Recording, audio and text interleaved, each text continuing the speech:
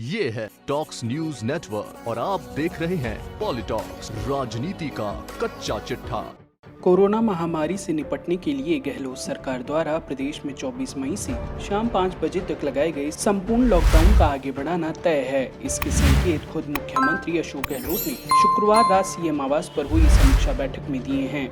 बैठक में सीएम गहलोत ने कहा कि प्रदेश में कोरोना संक्रमण के प्रसार को रोकने के लिए राज्य सरकार द्वारा उठाए गए जन अनुशासन पखवाड़ा एवं महामारी रेड अलर्ट, जन अनुशासन लॉकडाउन जैसे सख्त कदमों का असर दिखने लगा है, लेकिन संक्रमण की स्थिति एवं मृत्यु दर अभी भी चिंताजनक बनी हुई है। ऐसे में हमें लॉकडाउन की और अधिक सख्ती से पालना करने के साथ ही सामाजिक व्यवहार में संयम और अनुशासन को लगातार बरकरार रखना होगा, तभी हम कोविड के खतरे को कम कर पाएंगे। मुख्यमंत्री अशोक गहलोत ने आगे कहा कि राज्य सरकार ने संकट की इस घड़ी में लोगों का जीवन बचाने के लिए हर संभव प्रयास सुनिश्चित किए हैं, लेकिन शहरों के साथ साथ ग्रामीण क्षेत्रों में भी संक्रमण का काफी असर हुआ है। सीएम गहलोत ने कहा कि युवा वर्ग, गर्भवती महिलाएं और बच्चे भी कोरोना संक्रमण की चपेट में आए हैं।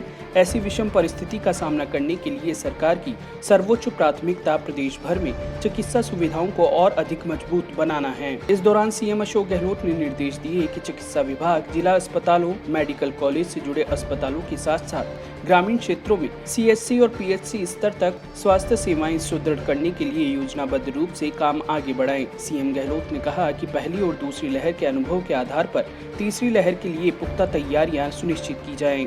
इनके साथ ही सीएम अशोक गहलोत ने कहा कि ब्लैक फंगस जैसी जानलेवा बीमारी के मामले सामने आना चिंताजनक है। इसके उपचार में किसी तरह की कमी नहीं रहे और लोगों को इससे बचाव के लिए जागरूक भी किया जाए। बैठक में चिकित्सा एवं स्वास्थ्य मंत्री डॉक्टर रघु शर्मा ने कहा कि ग्रामीण क्षेत्रों में सैंपलिंग बढ़ाने के प्रयास किए जा रहे हैं। साथ ही आगामी आवश्यकताओं को ध्यान में रखकर सीएचसी एवं पीएचसी स्तर पर चिकित्सा सुविधाओं को योजनाबद्ध ढंग से मजबूत किया जाएगा। वहीं चिकित्सा एवं स्वास्थ्य राज्य मंत्री डॉक्टर सुभाष गर्ग ने कहा कि संक्रमण की स्थिति को देखते हुए लॉकडाउन की सख्ती से पालना प्रदेश के हित में है। उन्होंने कहा कि जीवन रक्षा के लिए वैक्सीनेशन के काम को गति देना भी बेहद जरूरी है। तो मुख्य सचिव श्री निरंजन आर्य ने बताया कि मेडिकल कॉलेज का बफर स्टॉक तैयार कर लिया गया है, साथ ही स्थानीय स्तर पर भी ऑक्सीजन का उत्पादन बढ़ा है। उन्होंने बताया कि पहली और दूसरी लहर के अनुभवों से सबक लेते हुए तीसरी लहर के लिए योजना बनाई जा रही है। बैठक में चिकित्सा विशेषज्ञों, आरयूएचएस के कुलपति doctor Raja Babu Pawar, SMS college के प्राचार्य डॉक्टर सुधीर भंडारी,